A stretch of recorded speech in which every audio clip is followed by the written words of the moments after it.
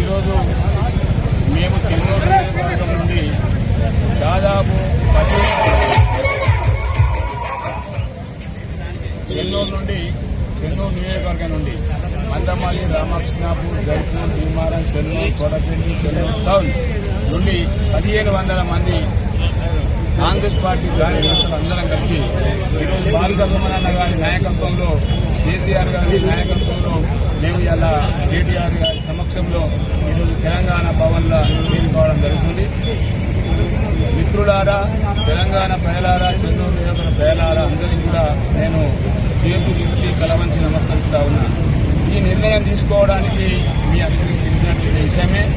గత ఎన్నికలలో అతి తక్కువ రోజులలోనే వివేక్ వెంకటస్వామి గారు మమ్మల్ని నమ్మించి మమ్మల్ని వంచడం జరిగింది. తక్కువ సమయం ఉన్నప్పటికీ కూడా కాంగ్రెస్ పార్టీ శ్రేణులందరూ సీనియర్ జూనియర్లు అనకుండా గ్రామాన తిరిగి పల్లె తిరిగి బలోపేతం చేసి 23 రోజులలోనే 36,000 మా లీడ్ చేసినటువంటి చరిత్ర చెన్నూరు నియోజకవర్గ ప్రజలకి దక్కింది. అందులో ఆనాడిచ్చినటువంటి వివేక్ గారు సొంత మినీ పోస్ట్ పెట్టడం జరిగింది. రాజిరెడ్డి గారు మా కాంగ్రెస్ పార్టీ శ్రేణులందరికీ కూడా చెప్పాలని ఆనాడు చెప్పిన మాట 45,000 ఉద్యోగాలు ఈ తెలంగాణలో ఉన్నటువంటి చెన్నూరు నియోజకవర్గంలో నిత్యంగా యువతకు నేను ఉద్యోగాలు కల్పిస్తా, చెన్నూరులో ఒక సిరామిక్స్ ఫ్యాక్టరీ పెడతా, అదేవిధంగా ఇంకెన్నో ఫ్యాక్టరీలు పెడతా అని చెప్పడం జరిగింది. ఏదైతే ఎన్నో సంవత్సరాల నుంచి ఉద్యోగాల కొరకు ఎదురుస్తున్నటువంటి నిరుద్యోగులకు ఉద్యోగాలు వస్తాయని మేము ఆనాడు నమ్మడం జరిగింది. వారిని నమ్మినటువంటి సందర్భంలో మమ్మల్ని వంచిన సందర్భంలో, అదే కాకుండా ఏదైతే గత ప్రభుత్వం చేసినటువంటి ఎన్నో అభివృద్ధి కార్యక్రమాలు చేయడం జరిగింది, అవి అసంపూర్తిగానే మిగిలిపోయినాయి. అవన్నీ కూడా పూర్తి స్థాయిలో ప్రజలకు అందిస్తారు, వారి ఫలాలు అందుకుంటారని ఆశించినాం. కానీ 2 సంవత్సరాలు పైబడి ఈనాటికి కూడా ఏ ఒక్క ఆ పథకాలు అసంపూర్తున్నటువంటి వర్కులు అక్కడనే నిలిచిపోవడం జరిగింది. అదేవిధంగా ఇంకా అనేక కార్యక్రమాలలో వారు విఫలం కావడం జరిగింది. కాబట్టి దయచేసి మీరందరూ పత్రికా ప్రతినిధులు, విద్యావంతులు, మేధావులు, మా పార్టీ కార్యకర్తలు అందరూ కూడా సీనియర్లు జూనియర్లు అందరూ కూడా మీరు దీన్ని స్వాగతించాల్సిందిగా మేము కోరుకోవడం జరుగుతుంది. అదేవిధంగా ఇంకా ఇక్కడ చెన్నూరులో మనకు కావాల్సింది, ముఖ్యంగా మన చెన్నూరు పట్టణ ప్రజలందరికీ కావాల్సింది శ్మశాన వాటిక. ఈనాటికి కూడా అది పురోగతి లేదు. గత ప్రభుత్వంలో ₹1 కోటి శాంక్షన్ చేస్తే ఈనాటికి కూడా దాని మీద కొబ్బరికాయ కొట్టి దాన్ని కన్నెత్తి చూసిన పాపాన పోలే.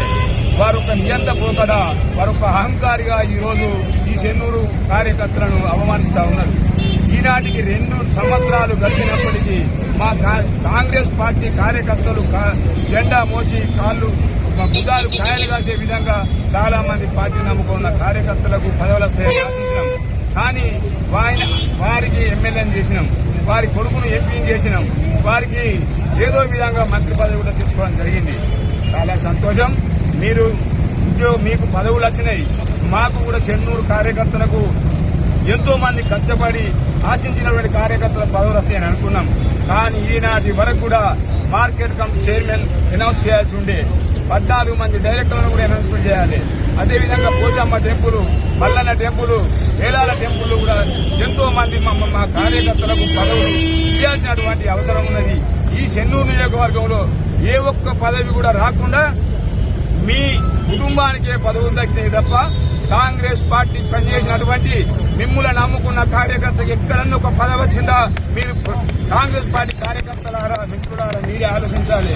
ఇవన్నిటి గురించి కాంగ్రెస్ పార్టీ కార్యకర్తలకు పదవులు లేవు, వాళ్ళకు పనులు లేవు, వాళ్ళని మీరు గుర్తించలేరు. కాబట్టి ఆనాడు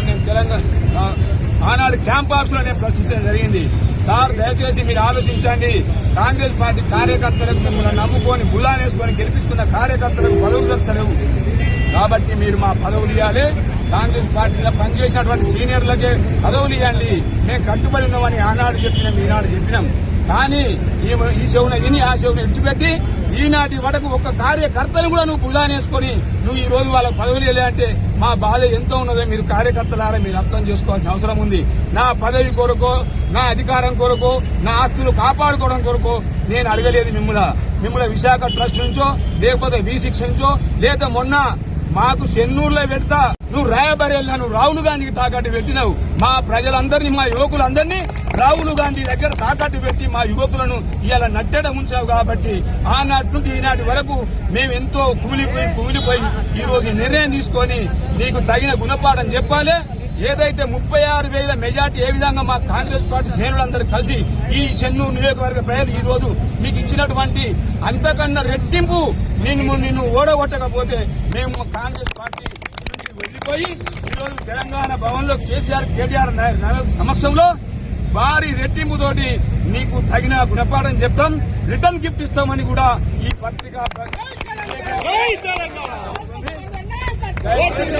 మరోసారి ఎవ్వరు కూడా అన్యాయంగా భావించకూడదు.